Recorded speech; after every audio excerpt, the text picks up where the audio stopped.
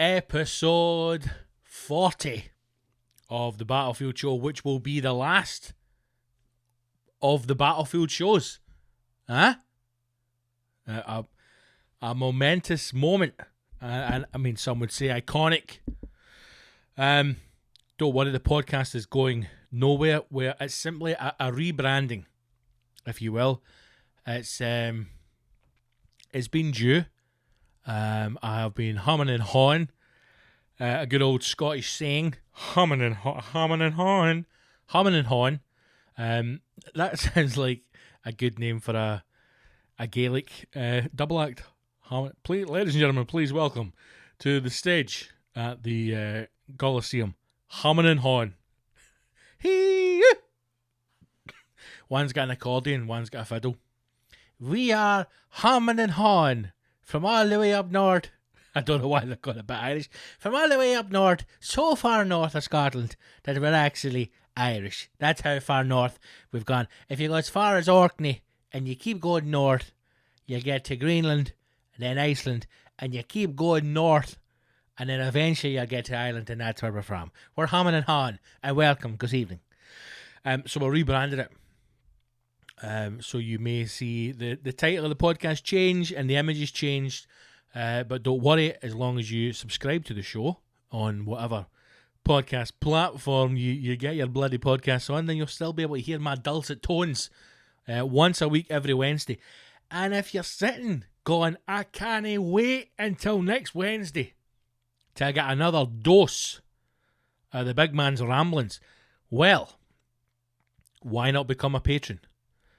You'll get 2 podcasts a week, as well as access to all the other goodies that are on there. So consider doing that. Patreons get Wednesday podcast early. It drops to them on a Tuesday.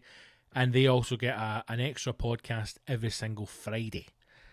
So if you would like to get some extra stuff from the show and support the show, then please become a patron. And you can do so at Patreon. It's patreon.com/Big Scott Gibson. Right. Episode 40, man. This is now officially a sad point in the show as well, because I've realised I have now done more episodes of this podcast in lockdown than I had in real life. When we had a life, when there was hope in our hearts, joy in our voices, and now, I mean, we're still technically ball deep in a global pandemic, but it just feels as if there's a glitch in the matrix. It feels as if life is returning to normal, but yet very important things that make life livable are still off limits. You know, like, I was going to say, like, being in pubs and certainly being in comedy clubs, but I imagine most of you will have been in a pub now, and I imagine some of you will have even been in a pub, like the ones you've seen in the news, that's fucking ram-packed, that feels like a pub used to feel like. So, I don't bloody know anymore. I'm ready. I'm this close to just going, fuck it! Going and buying a hut in Cambodia and raising goats, or whatever it is they do out there. Seems like a good life, doesn't it? Seems like a good life. But how have you been? I hope you're well. I hope you're safe. Thank you, as always, we should say at the top of the show, to everyone who has subscribed and who listened to episode 39. And also thank you to all of you who listened to From Russia with Love, which was the Patreon episode that went out last week as well. So thanks to everybody who got in touch about that. I did a kind of, I mean, can you call it a gig? It was as close to a gig setup as I have been since lockdown started. And it was on Saturday just gone. And it was, believe it or not, in a bar in Shawlands, which is the south side of Glasgow. So I used to live in Shawlands. Called the Corona. I'm still laughing. The Corona is a famous pub in the south side of Glasgow, right? It's been there for years. It's been there for, I would say, all of my life. I don't know if it was ever called anything else or if it's always been called the Corona, but for as long as I've known it as the Corona, And I mean, what are the chances that the first kind of gig that you do after your whole diary, your whole living has been wiped out by coronavirus, and the first gig you do is in a pub called the Corona? It's just, you couldn't write this stuff, know what I mean? But it was lovely. So it wasn't a stand-up gig because we can't do stand-up in an environment and inside a pub. We could do it outside a pub.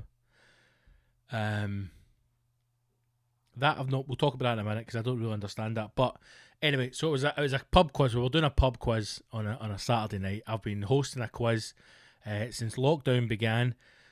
Every Wednesday on Facebook, on my Facebook page. Started off as something to do, a bit of banter, something to kind of, feel as if we were still in that kind of gig vibe, if you like. And I had no idea we would still be doing it this long. I honestly thought at the start lockdown was going to last a couple of weeks. I really did. And here we are, 4.5, almost 5 months later, still doing the quiz every single Wednesday. So you can play along this evening, 8:30, on my Facebook page. But the guy who owns the pub, the Corona, is a good friend of mine. He's got a number of different venues. And he got in touch and asked if I would do one. And I said, of course, I'd love to.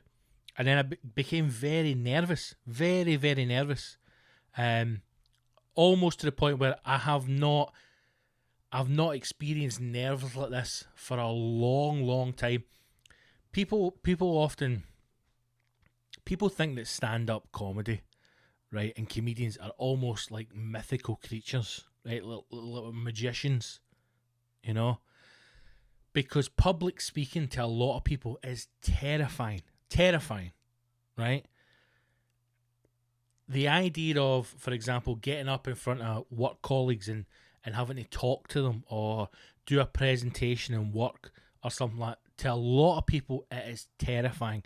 So when they see a comedian on stage being funny, making a crowd laugh, or probably more so in Scotland or the West, you get a lot in Manchester, those kind of areas, pretty much the same kind of vibe of people.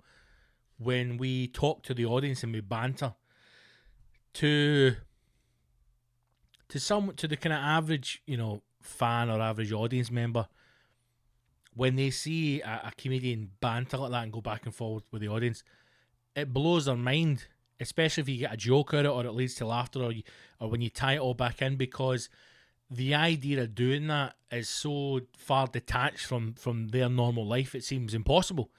And also the idea that they think you're a magician.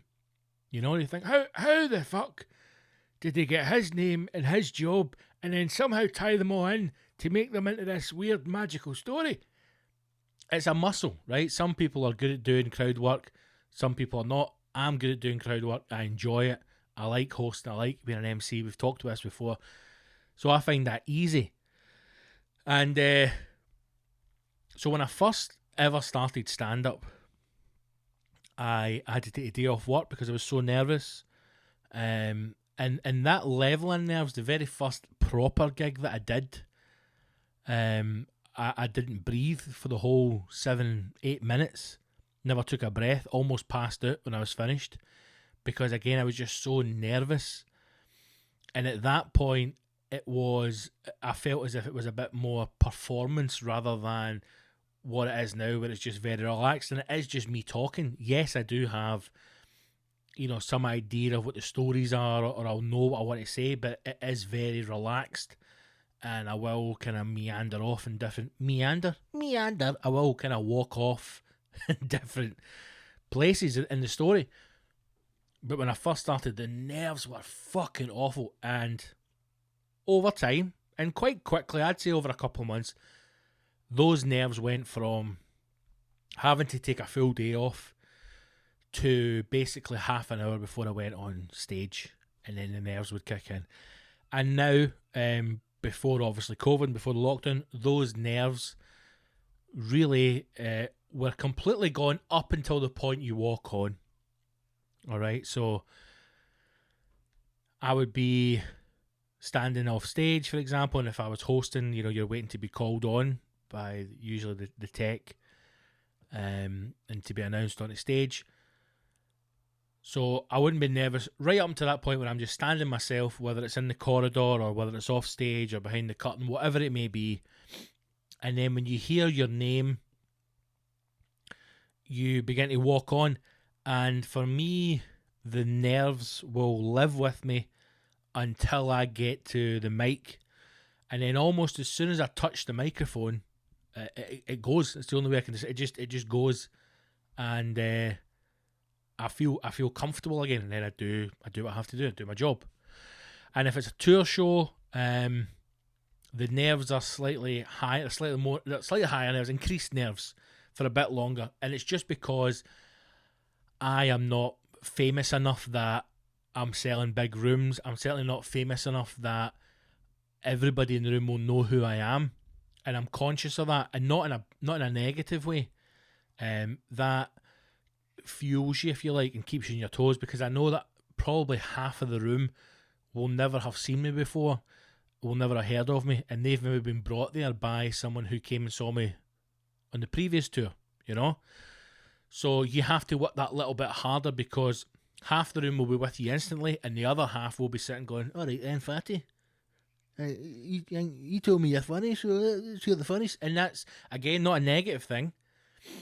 You just need to use that energy, if you like, to, kind of control the gig, put authority on it, and move on. It's fine. But as soon as the gig was confirmed, I was shitting myself. I was absolutely shitting myself. And again, I think it's because I haven't done anything since the second week in March. And I was nervous to see how it was going to go. I have not been in a pub yet. I'd been in one beer garden and one sitting outside a pub. So I'd never actually been in a pub at a weekend yet, so I didn't know what it was like. I didn't know if, for example, can you stand at the bar? Because let's just paint a picture. Before this, if we were doing a gig in a pub, right, if I'm doing a stand-up show in a pub, I know that either it's going to be a separate room, or most of the people who are there are going to be there for the comedy, right? But there'll be people milling about, they'll be packed in, you can make it feel like a gig environment. I didn't know what this was going to be like. I didn't know if you had to book just for the quiz. I didn't know if you could be in the bar. I didn't know if you could stand at the bar.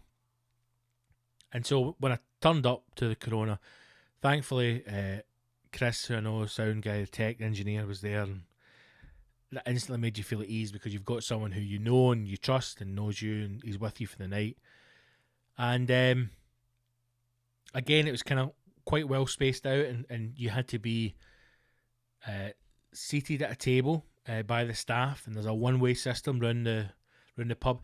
And to go off slightly onto something else, if there is a second wave, so they describe it as that, or there is another lockdown,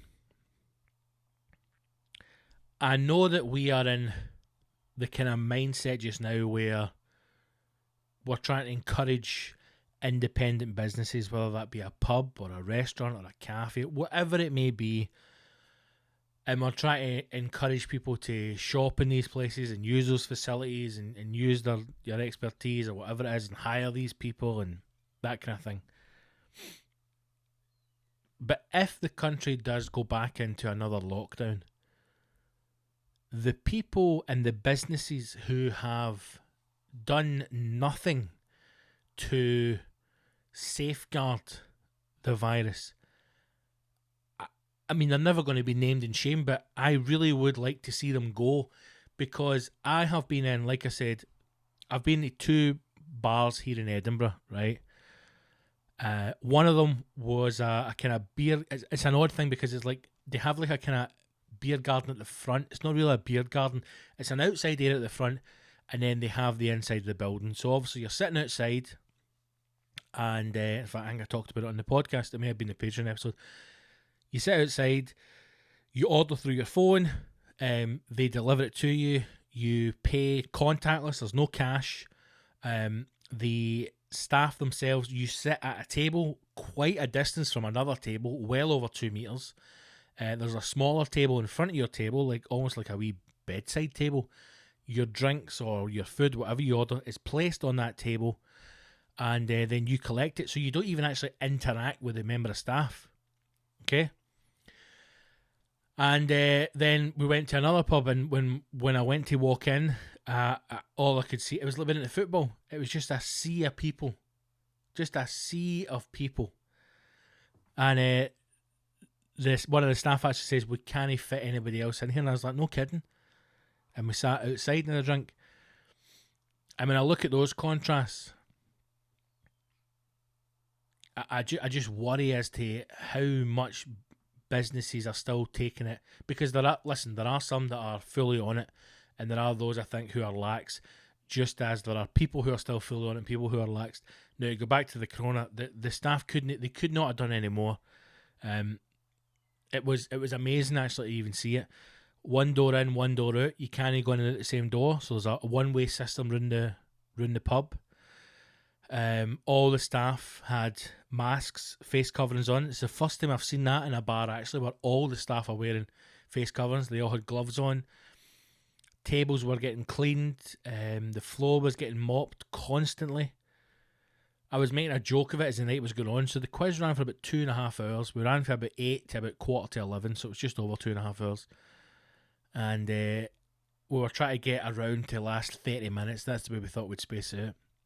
And then every half hour they were coming round with a mop, doing the floor between the tables, giving the tables a spray. I'm like, it's like clockwork, you know. They had hand sanitizers in every point of the pub. As soon as you went in and out of the toilets, the toilets were manned, so they were controlled. There was space for you to stand in a kind of hallway, so you weren't clogging up trying to get to the bathroom. Even when I went through into the back, again, which I was impressed, because I imagine there's a lot of businesses when, if it's not public facing, so the public can't see it, you know, fucking all bets are off kind of thing. So like in the back, when it's just staff, you know, they're all just fucking milling about, masks off, fucking pumping each other, spraying gel everywhere, no caring. But went through the back, and there was a door that had kind of like almost police taped in it, and I says, "Oh, something happened to you?" She went, "No, that's just so that, you know, staff know that that's the kitchen point. So kitchen staff have got their own entrance and exits. They don't walk through here, and the food doesn't pass through here, and none of the bar staff can get through into the kitchen. The kitchen staff can't get through here. It keeps that all separate." And I'm going, fuck it. Like, little things you would not think about, but they were so on it, you know. And it was brilliant to see. And I think that everybody who had came in or out of that pub would not have left thinking, even if you had fears over contracting the virus or spreading it, there's no way for a second you could have had any fears over that. One other thing about the night, again, as I was standing, kind of getting set up, some woman came in and just started moaning at staff. Just started complaining about staff, something about wording of a Facebook post from the pub. And all I kept thinking was, like, everything that's going on in the world now, people still find something to moan about, or something, you know, like, people's attitude just hasn't changed. I know I laugh and I joke sometimes when I say how naive are we to think that we might have come out of this better people. If anything, we've come out maybe not worse, but the exact same, or if now people have shown their true colours. Cunts will always be cunts, you know, that'll never change. Like, no, a global pandemic, millions, you know, over 1 million people dead worldwide, that will not stop cunts being cunts. They can only conceal that for so long. But aye, the nerves, man, the nerves before the gig were unreal. And then as soon as we started, and I had a bit of banter, a wee bit of banter like I try and do on the live quiz that we do on Facebook.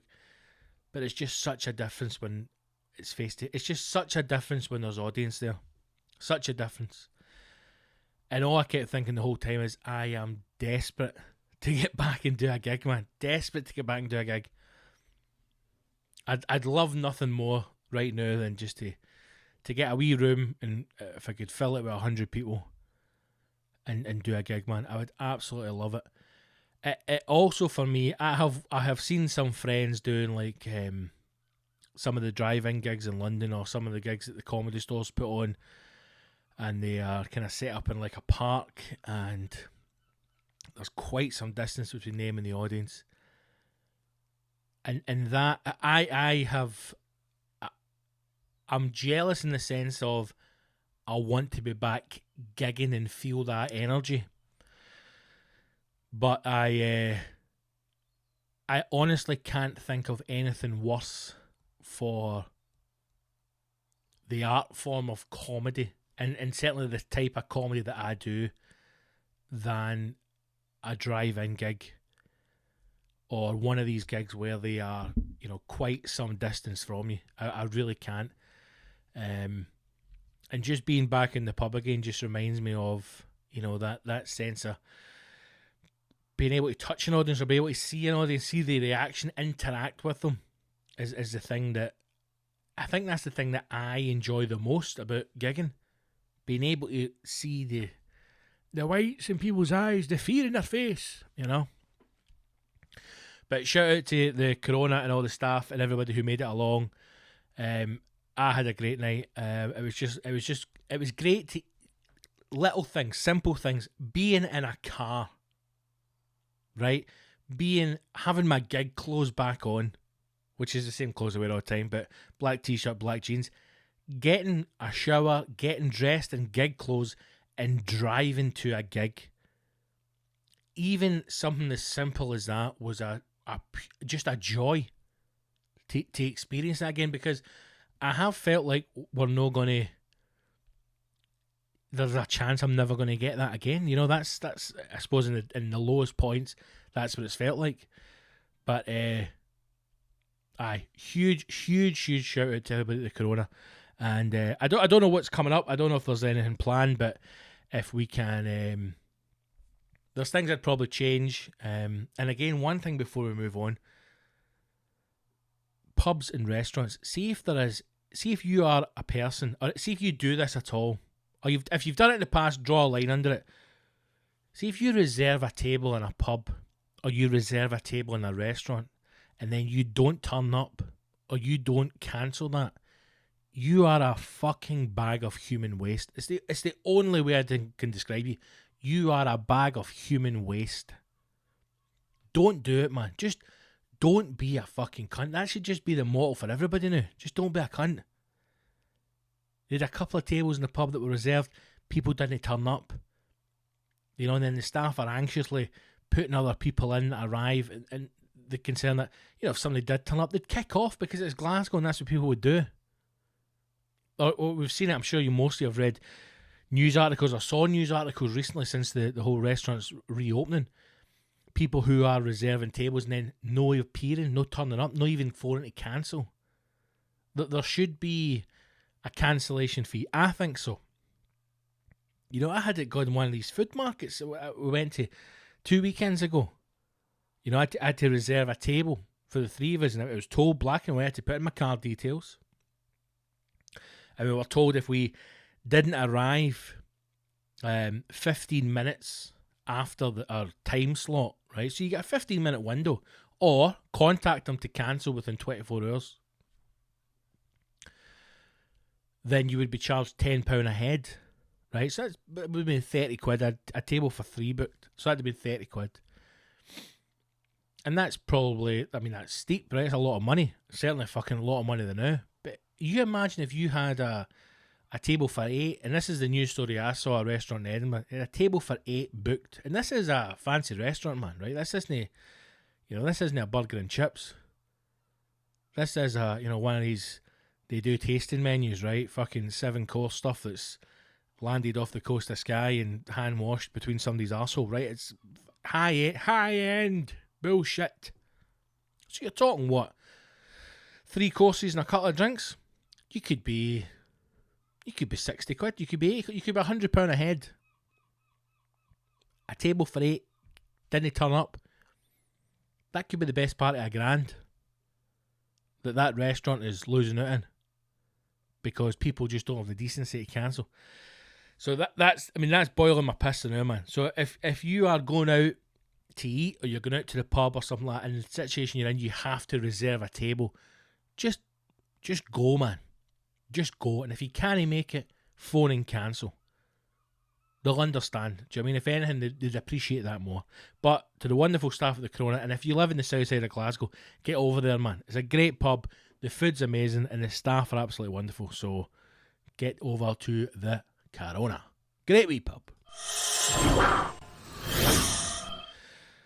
Right, what's been happening then? I suppose, what have we got here? I'm just looking at wee notes. I'm trying to think about what we're doing.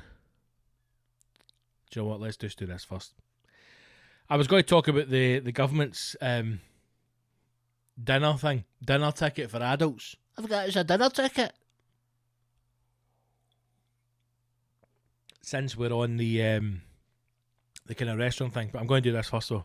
I saw this on Twitter today, and it's spectacular. It's basically, let's just say Scottish scumbags. I'm pretty sure they're Glaswegian, right, or from the west of Scotland, but they're scum nonetheless.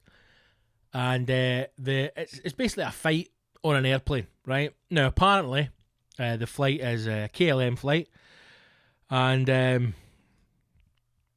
Amsterdam to Ibiza. And kicks off because the fucking ball bag will only put a mask on, right? And it kicks off spectacularly, and it's beautiful. And I'll play the video for you now.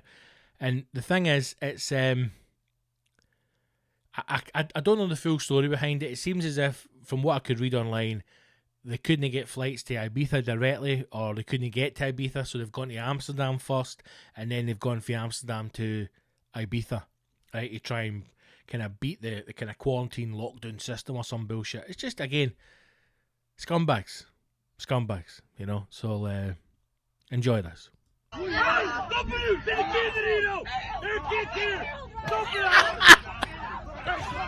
I'm sorry. You have a fucking bomb, mate! Check out my fucking bomb! Stop! Stop! I'll remove my feet! Stop! Oh. You promise you stop? You promise you. He's not going to Your feet off me. I'm going to. Look at him. I was saying.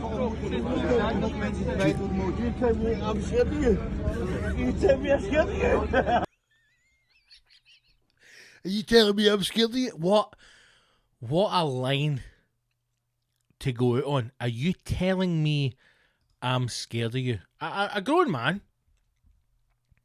who has been pinned to the floor by a group of passengers, other passengers. I also like the Dutch guys to go, there are children on board. There are children on board. Mate, these are Dutch kids.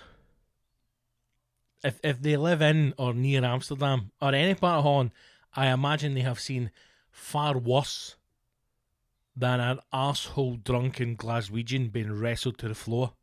There are children. There are children. Fucking wrap it up, Hans. Seems as if, because he's not wearing a face mask, refused to wear a face mask. Although the boy at the end has got the old face mask around the chin. So, you know, unless he's a fish and he's got gills, watch out for the droplets. But when I saw that video, I just thought, I mean, people make Glasgow. That's the only... people make Glasgow. You know? We make it as if we are this, oh, hey, we're Scott, man, we're amazing people. We are. And a lot of us are. But there is a vast majority of people in the West and Scotland who are like that guy.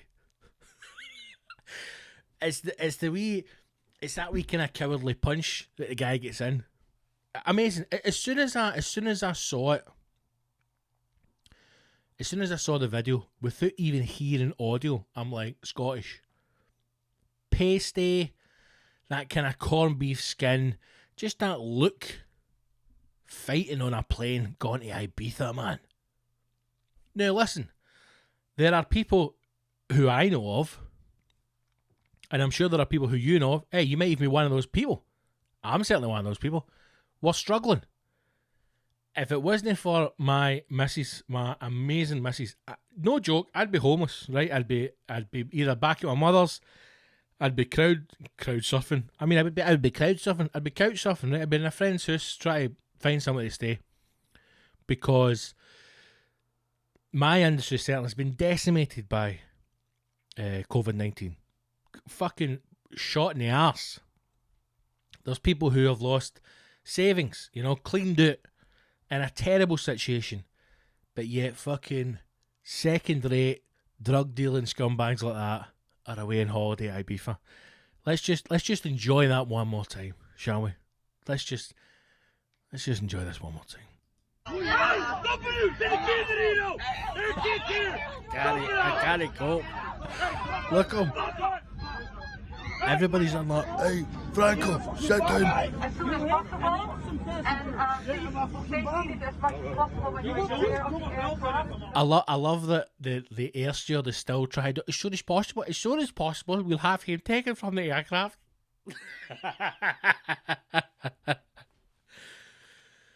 Oh, as soon as possible, we'll have him taken from the aircraft. I mean, the other thing, right? Obviously, take aside what's happening here. Look how busy that plane is. You know, you're telling me I can't stand in a pub or a comedy club with 100 people and do a gig for an hour, but you can stick, 150 on a plane, fucking jammed in like a tin of sardines and flying them out to Spain for 4 hours. This is what I'm talking about. When people get fucking mad about stuff. Every single day, it is contrasting information, contrasting images, constantly. Everything contradicts each other. Is that intentional? I'm starting to think it is. I'm starting to think it is intentional to almost make us pit ourselves against each other. You know, because there comes a point where everyone cracks, and I've said this fucking a million times in the bloody podcast. You're sitting at home, no seeing loved ones. I've got two friends, right, who are, I mean, militant on this lockdown, you know? Don't come in 100 miles is. If I get a delivery, leave it in the driveway. We're going to get a professional kill team in to fucking dispose of that. Then we will take in the shrapnel and rebuild the shrapnel into the thing that we purchased for Amazon. Like, absolute fucking militant, right? And then you've got the scumbags going, let's go to Amsterdam and then fuck off to Ibiza, man. The clubs are open. It's fucking party season. Once more. Stop it! Say the kids in here, though! There are kids here! Stop it out! Look at the hat, man. Look at the boy with the hat on. I wish I could see the full unedited version. On the ground like a fucking dick, Franco. Stop, I remove my foot. Unreal. Can't even speak, he says, Stephen. You promise you stop? You promise you fucking I'll shag your boy, you cunt. Look at this guy. Cover your nose, you dick. Even the captain's out, the pilot's out. Think I'm scared of you? Even the pilot's out for a gander going, what the fuck's happening here, man? People make Glasgow. What can I say? Unreal.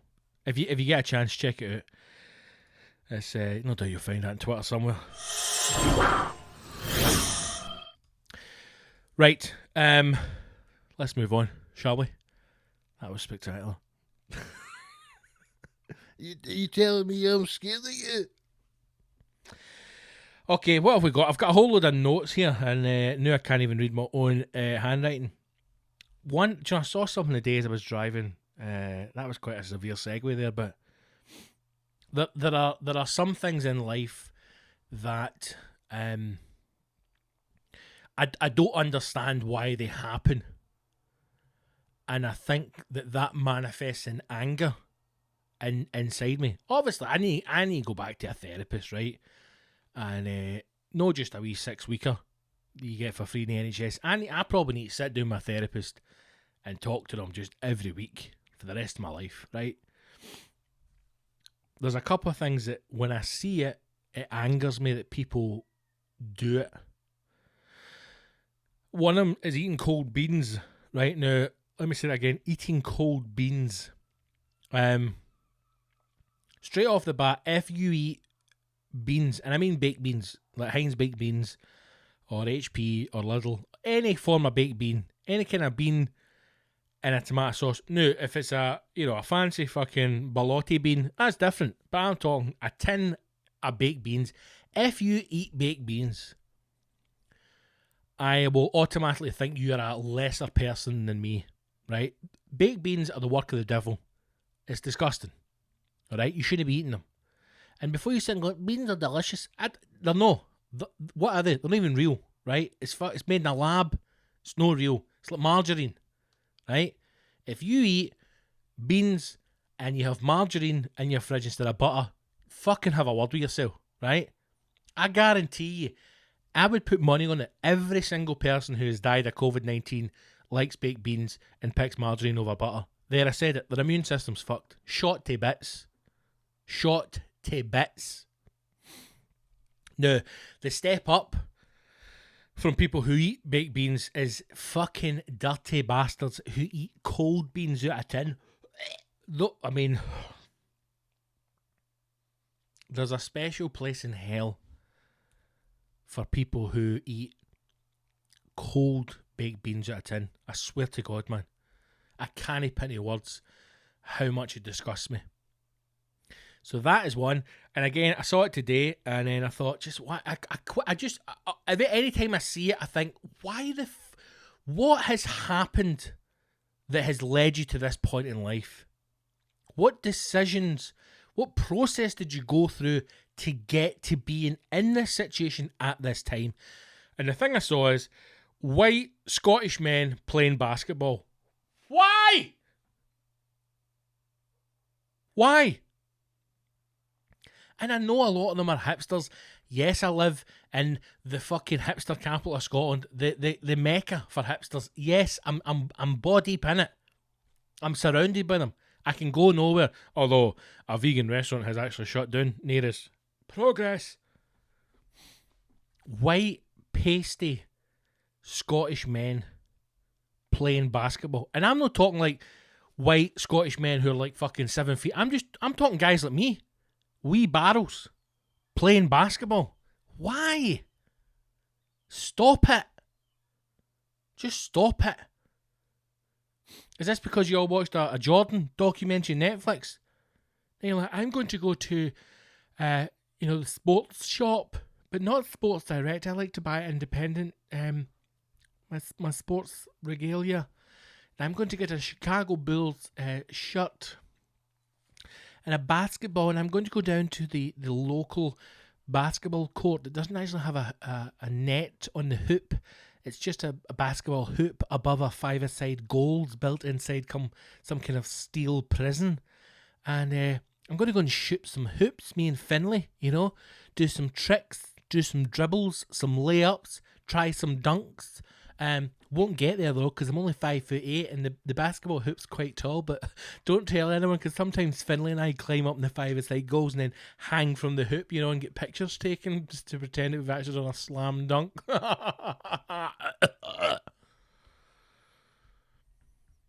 If I ever saw a white Scottish guy playing basketball and then him and his friend stopped and went over to drink a can of Dr. Pepper and eat some cold baked beans, I think I would murder the two of them right there and then. I wonder if this guy would play basketball as well. Sorry, I can't get it out of my head. Oh, I can't get it out of my head. Are you telling me I'm scared of you? Shut up, you dick. Right, what have we got here? Quiz in the pub. Hope to go back soon. Glasgow fight to play basketball. What time are we at as well, man? Oh my god. Nearly 40 minutes. I have a question actually. Let's do that. Let's go. Do you know what? Let's go to a question, man. Let's do that. I've got a question that has been asked by one of the Patreonis, Lee Ormiston. It's a great question as well, man. I think I may have talked about this in the past, but if it has, I can't remember it. That's probably how long ago it's been. Lee has asked, and again, you can ask a question. Now, listen, if you're a council viewer like this, right, if you enjoy the podcast and you listen to it or you watch the video and you're not a patron, right, that's fair enough. You're a council viewer, okay? And it's no that I don't love you. It's no that I treat you any differently than the Patreonis. It's just that if you were in fire, I wouldn't piss on you, right? That's the way to look at it. You are, you're the unwanted stepchild. I love you, right? But it's through force rather than choice, okay? So if you want to ask a question, hey, get on the Facebook page, get on Instagram, drop me a wee message, and and I'll look at it. I will look at it, I'll absorb it, and then I'll go, you're a dirty council bastard. You can fuck off, right? And then I'll go to the Patreonis and ask their question. So basically, what in a roundabout way is, if you want to ask a question, you fucking become a patron. And you should be a patron, but now anyway, right? £3 a month. My God. I mean, it's less than the price of a fucking coffee. You know? Less than the price of a coffee. And you are getting 8 podcasts a month for £3, and you're supporting, arguably, one of the greatest stand-up comedians that's ever lived. That's what I'm saying. So go on to Patreon, patreon.com/Big Scott Gibson. Go to the website. All the links are there. Right, Lee has asked, this is one I've asked previously, but I'm sure you're able to fit it in. If you were able to perform at the London Palladium, with the Queen as a special guest, who would you like to share the bill with? This can be any type of act, performers alive or dead. I would choose Morecambe and Wise, Dave Allen, Richard Pryor, Queen for the music, Stephen Fry to host. Good lineup, Lee. Imagine that lineup. My God, what that would cost you. Right, London Palladium would be nice. In London, I'd love to do the Royal Albert Hall. I remember quite a few years ago now, a friend of mine was working for Avalon. I think it was Avalon, and it was Russell Howard was doing a tour. Talking about Glasgow fights, there was a fight at his Glasgow gig as well. Somebody got kicked in a flight of stairs. Oh, Mother Glasgow. And he played the Albert Hall, and I remember them showing me pictures of them kind of setting it up. But he had it in a round, so he was in the centre and he was playing in a round. Which there was a time when that suddenly became the kind of cool thing to do for comics, you know. A few American comics today where, hey, they just played the round and they just walked the room like, nah. I can't think anything worse. Stand-ups, it's war, it's combative. You know, that's why all the terms are violent terms and fighting and what, you know, did you kill? No one says, did you do well? I did bloody well. Yeah, did you kill it? You know, did you kill the gig? You know, you battle an audience, and it's very much kind of, I mean, maybe that's just me, right? Maybe not all comics are aggressive and shouty, and it's not a physical fight, but it is a kind of, you know, you against them and a bit of heckle, and you're all in this together, but you know, you're fucking, come on, yeah, bastard. So I like to plant the feet back against the wall, you know where my sight lines are. So doing it in a round, I would hate that, but I remember looking at the pictures of the Royal Albert Hall and also watching Bill Burr's special for there as well and thinking, my God, what a gig that would be. Beautiful. So I'd love to do it there, over the London Palladium, but then you've got the history of the Palladium as well, haven't you? So if you're curating, that's a good word, if you're curating a lineup, Stephen Fry is a host. Legend. I like Stephen Fry. Probably a good host. You want that kind of, that kind of twat English, not in a negative way. Highly intelligent man, loves a swear word, very funny. I like it. Good sense of humour. Probably great for a host if you're going for that kind of glitz and glamour TV package. Morecambe and Wise. The fact that nobody has... Here's my thing with Morecambe and Wise, right? As time has gone on from Morecambe and Wise at their peak, you obviously don't appreciate things when you have it, and when you start to look back, you kind of fantasize or you talk things up, and you talk about times that they were better than what they actually were. Morecambe and Wise is one of the anomalies with that, because they were even better than what people remember, I think, anyway.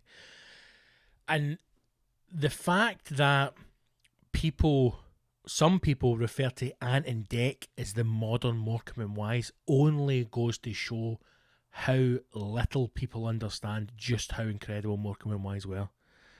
They were unbelievable. Unbelievable. And if you've ever watched any documentary with Morecambe and Wise, I wish they had went to America. I really, really do. I wish they had just have done it. And I know Eric Morecambe didn't want to go and wanted to be back here, and I wish they'd have went, man, because they would have been the biggest double act in the world. In the history of performers. They were incredible. And another thing is, like, I've had a little bit of interaction with the BBC in that, you've been down to London, I've done a couple of things down there, and you've been behind the curtain, if you like. And it must be depressing. I know I've got a very good friend who in Scotland was referred to as Mr. Hogmanay, because anything running about the Hogmanay time, he was involved in. So Only an Excuse was his creation. He was involved with Ricky Fulton for Reverend I Am Jolly. An incredible writer, very funny stand-up. And to have been involved in television at that time, and it's here to the way it is now, must be such a contrast. And I always remember watching old programmes about the BBC and old documentaries about the BBC when it was at its peak, when it was at its power. And it's the change has been dramatic. I mean, not that long. I mean, maybe as far back as The Office was probably the last time. And the whole thing was like, when people went to the BBC, they used to wear a shirt and tie.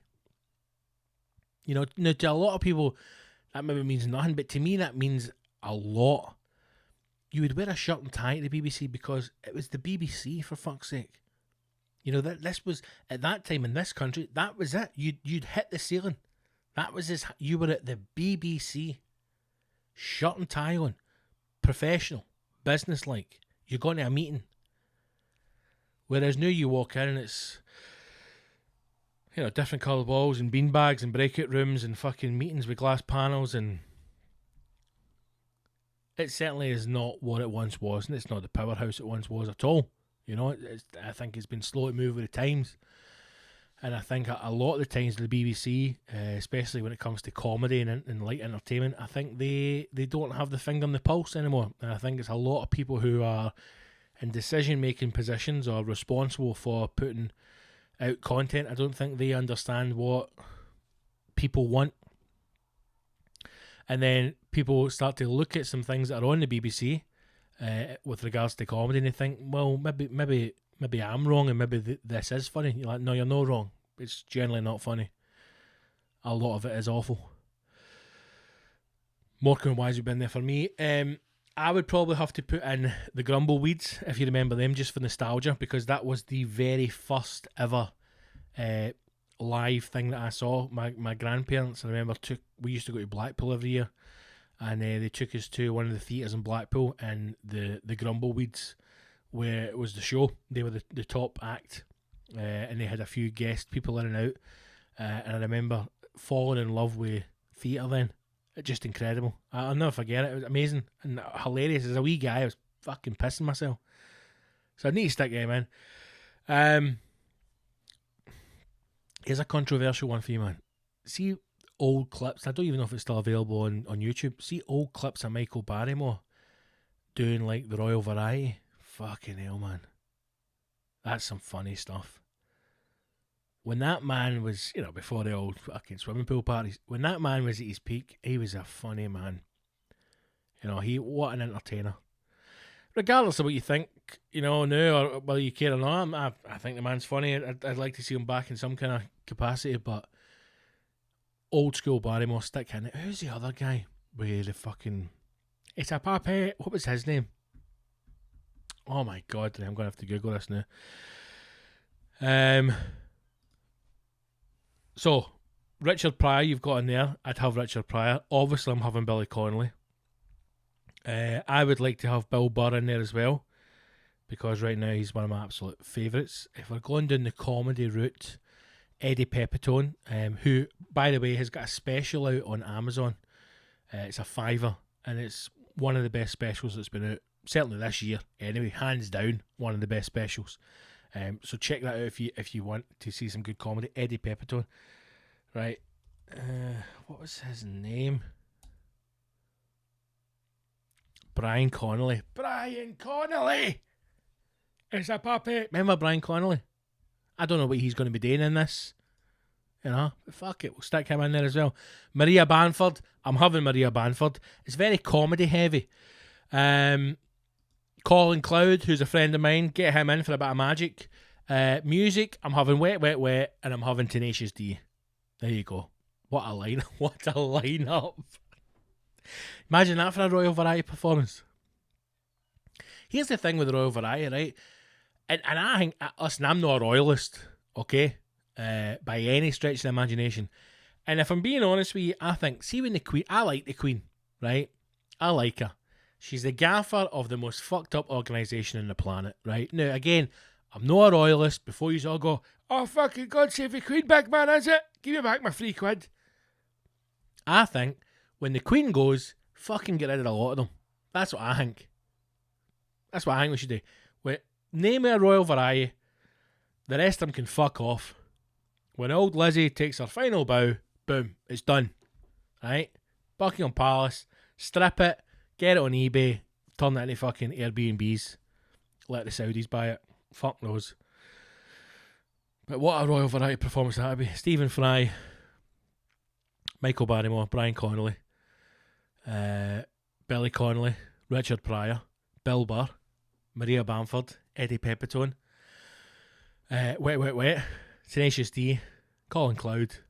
And then you need to fling like some acrobatics in there. Like Blue Man Group, some shit like that. I mean, fucking Celine Dion. Fuck it, get her in as well. Oh, can you imagine?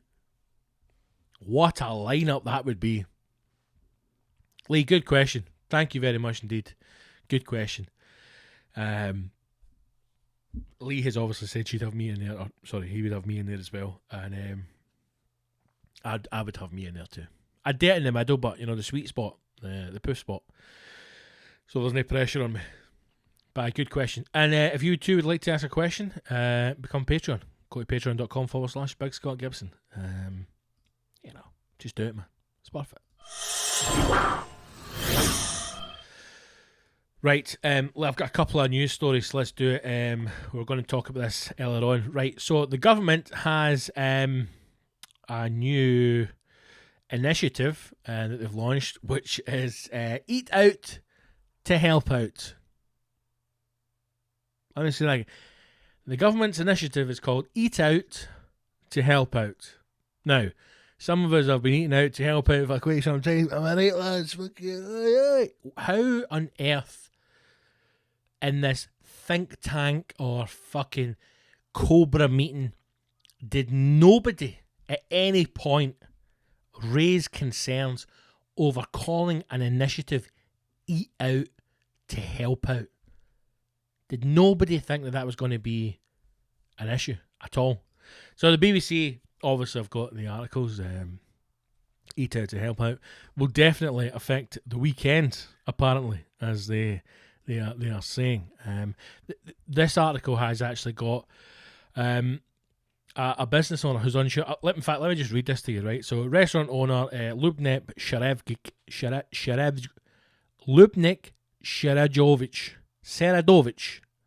Restaurant owner Lubnik Sheradovich is exactly the kind of person who should be benefiting from the Chancellor's Rishi Sunak's Eat Out to Help Out scheme. I mean, even just saying it sounds weird.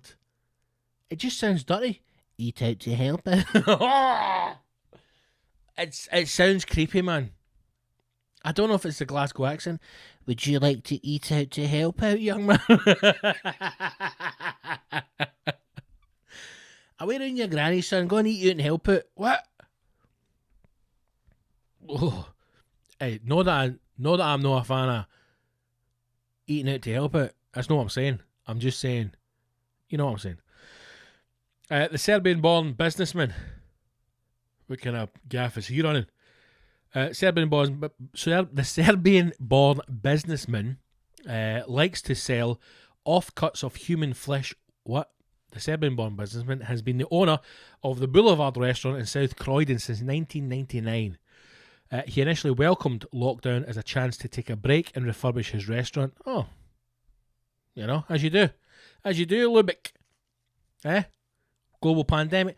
You know, I'm taking this as a chance to redecorate, you know. Forget about the fact that the world's in his arse. In 21 years, he hadn't had a proper holiday. Don't believe that for a minute. And he's ready to serve customers again. He's taking part in the government's meal discount scheme, which runs between Monday and Wednesdays throughout August. But he's not crazy about it at all. He says, I have more bookings than I normally have for Monday, Tuesday and Wednesday, but my Friday, Saturday and Sundays are worse. It will definitely affect the weekend and we won't have as many people as we normally have. Listen, I can understand that. Again, it's one of those things in politics, and certainly now, you know, the government's damned if they do and damned if they don't, right? So they're trying to think up schemes and ideas in order to generate money coming into restaurants and cafes, bars that are part of this scheme. And if you don't know the scheme is, you get 50% off your bill, right? So it's a decent one. And like my missus said, we've made the wrong decision to start eating healthy when some of our favourite restaurants are now giving 50% off. Were restaurateurs consulted on this? Were they on board in the decision making, or was this something just taken by the government? I don't know. Again, you can't please everybody. You know, it's no surprising that the BBC focuses on the people who are complaining about stuff, because that seems to be the way that the fucking BBC go these days. Is it a good thing? I would say yes, if it's going to get people out and eating and putting money in the economy and helping local businesses on nights of the week when it maybe historically would have been quiet. Great. Will the weekends be affected by it? I don't know. I don't know is the answer. I imagine most people will be getting takeaways at the weekend, so I think as long as your business is doing that on the food side, I think you'll probably be okay. But again, if we are looking at reducing prices, and let's be honest, there are a lot of restaurants out there who should be reducing their prices anyway, because they are taking the piss, you know. So if it gets people in, I think it's only a good thing. The worry for that is, although it's just a month, does it affect it at the other end, just like lockdown drinking has? You know, are a lot of people happy to go back into a bar and pay £4, £5, £6 a pint when you've been getting, you know, 6, 7, 8 cans for that price? Are you happy to go back into a bar and pay £18, £20, £25 for a bottle of wine when you've been getting a bottle of wine for £5, £7, £10 in the supermarket? Are people going to be happy to go back to paying full price for the same food in the same restaurant when they've been getting it for half price the month before? I don't know. And it's one of these things where, you know, you've got to try everything, I suppose, to generate some kind of business. But Lubnik isn't happy. He doesn't look happy. He looks as if he looks as if he's trafficked people. I'm just going to say it, right? I'm just going to say it. He's doing well. His restaurant is thriving in South Croydon. And he's used the time to refurbish, because he's not the holiday in 21 years. And I imagine he's not the holiday because, you know, his passport was taken off him by the Serbians after he did his last mission in order to go out and kill some Russian spies. He's a terrifying looking big guy. But I would maybe go down to his restaurant just to check it out. The article goes on to say the other big problem with the scheme is that it only covers food. All right, so not alcohol. I thought it covered food and drink, and that makes it confusing to administer. I mean, does it really? Surely you've got to tell. I suppose a lot of these things are maybe driving people towards digital, in the sense that there will be a lot of businesses, and you've got to take your hat after them, man. In a global pandemic, you know, the businesses that are still cash only, you've got to take your hat after them. I mean, they are clinging on to fucking tax fraud for dear life. You know, it's cash only, mate. We don't have cash anymore because it's a fucking global pandemic that can be transferred person to person through droplets on money, things like that, mate. So I'll just use my card. Oh, we only accept cash, mate. You've got to admire these people. Desperate to hang on to the cashless system, you know. So when they do the books, they go, oh, we only sold 2 pizzas the whole fucking first quarter of the year, mate. Shocking. I don't know how the business has kept going. I didn't know it was just food, though. I thought it was drink as well. But that's where the markup always is, you know, the food. Anytime you've gone to a restaurant, like a nice restaurant, right? It doesn't need to be pure Michelin star fucking high end, just a nice restaurant. I mean, a bottle of wine now, you're getting no change off 20 quid. Easy, you know, maybe 25, 28 quid for a decent bottle of wine in an average restaurant. You know, even if you're on soft drinks, you got a couple of Cokes, you're looking at $2.50 a pop. You know, so the alcohol and the drink side has always been the kind of markup. It's always been the encouragement. But I didn't know the offer didn't apply that, so it's just food. We're learning something by the big Glubnik. It's very complicated technically to separate them, he says, when you're only accepting cash and writing everything down and nothing's going through the books. We've got to do it manually. Jesus Christ, Lubnik. And I need to do it myself because I want to check it. I want to check it's been done properly, so I know how to cook the books. It would have been much easier to do it for everything. They should have found some way to make it simpler. I mean, surely the emphasis is on the restaurateur to implement the system. And again, I imagine you don't have to be part of it. You know, if you are a restaurant or a food place, that you don't have to be part of the scheme. I imagine you have to opt into it. I don't think the government's saying to you, you've got to give everybody half after dinner or we're fucking shutting you down. And I also imagine if there are restaurants out there that are probably reasonably priced and maybe saying, listen, we're not going to be part of it because we always have our menus reasonably priced, and if we were to offer you at 50%, we couldn't have the same quality of product we produce because it just we can't do it for less than cost. So up you bam. Most of the Monday lunchtime customers at the Boulevard were there because of special occasions. They said the prospect of price reduction played little part in their decision to eat out, which I think that's probably true as well. I don't think 50% discount on food would necessarily encourage me to eat out, only because money's tight anyway. So if we were going to do it, you'd maybe do it on a night that suits you, or you maybe go to a restaurant that suits you, and if the restaurant was to say, you know, we're not part of that scheme, you're still going to go there because you wanted to go to that restaurant. So I don't think it would sway my decision. But again, people will be different. They said the process. Charlotte Jay's boyfriend Alex Horrible lives and works in Birmingham. The pair have been apart since lockdown began, and Alex has come spend a week with her. We would have come out for lunch regardless, but I think it helped in deciding where to go, said Charlotte about a discount scheme. There you go. And they've got another couple here. Civil servant Liz Bonney has been working from home during the pandemic, but had come out to celebrate her birthday with friends. She said she had not been aware of the Eat Out to Help Out scheme. How can you not be aware of it? You know? How can you not be aware of this, Liz? There's wee Lizzie there. We could have just stayed in the pub, but I like the local ambiance, says Liz. Her friend Anne Stewart, who works as a barmaid in a nearby pub, agreed, I do think it's a really good thing that the government are doing because we need to support local businesses, said Anne. So there you go. Liz and Anne there. And the worry and concern about Liz and Anne is that Liz said she would have eaten out regardless of the discount. What she's eating out, remains to be seen. Again, a truly terrifying thing to call a government scheme. Eat out to help out. What did they think was going to happen? Right, what are we at, man, time-wise? In the name of God, we're over an hour. I was going to try and keep this nice and tight as well. Right, I'm just trying to think of things that we've still got to mention.